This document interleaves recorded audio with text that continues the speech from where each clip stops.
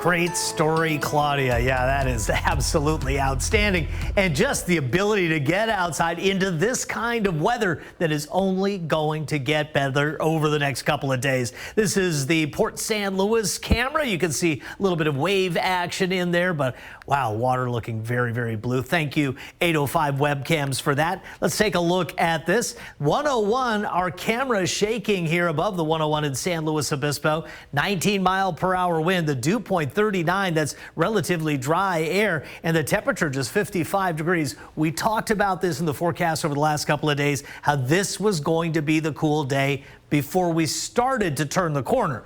Now, tomorrow, a little bit of a transitional day, but once we get later on this week and into the weekend, looking pretty good. Santa Maria 56, 64, Santa Barbara 61, Paso Robles at 53 in Vandenberg with a northwest wind of 22, and that's a 1-minute average, meaning the gusts are higher than that, and that's our concern here across this portion of Santa Barbara County through the overnight into early tomorrow. We have the wind advisory there, and for the mountains, also passes canyons adjacent south coast, where some of those winds have the potential to hit gusts of 40 miles per hour, but generally more of a 15 to 30 right now, 15 to 25 later on tonight.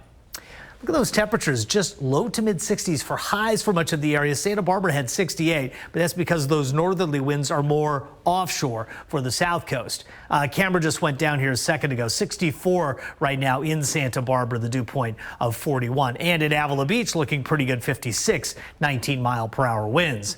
2-day forecast, yes, temperatures start springboarding in the beach areas as we get into Thursday. Some offshore flow tomorrow starts pushing the coastal valleys back into the mid-60s and then low 70s on Thursday. The interior already back into the mid to upper 60s tomorrow with low 70s on the way for Thursday.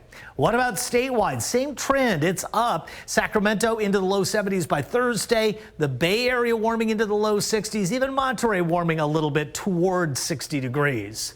LA temperatures warming toward 80 degrees, starting at 71 tomorrow.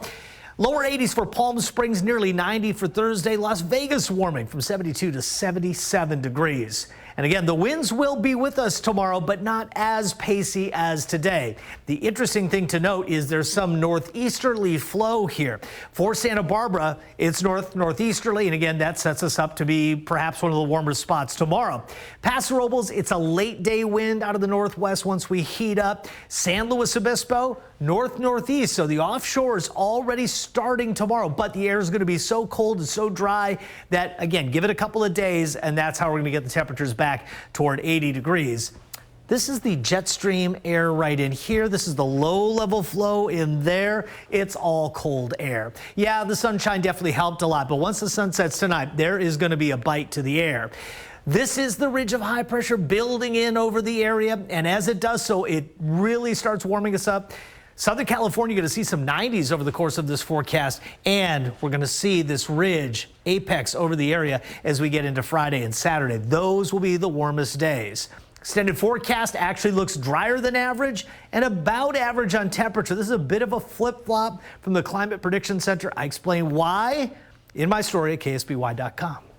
Got those temperatures right around the low to mid 60s tomorrow. Again, that's a little bit warmer than today, but a few spots do start to jump noticeably. Santa Barbara being one of them in the mid 70s. North County going to be closer to the mid to upper 60s already on Wednesday.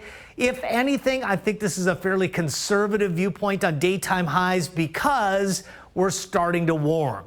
70s for many on Thursday with 80s Friday and even mid 80s in the interior Saturday. And even when we start coming off the peak of the heat, we're only cooling back down to the mid 60s and low 70s, which would be warmer than we were today. Back to you. All right, Dave.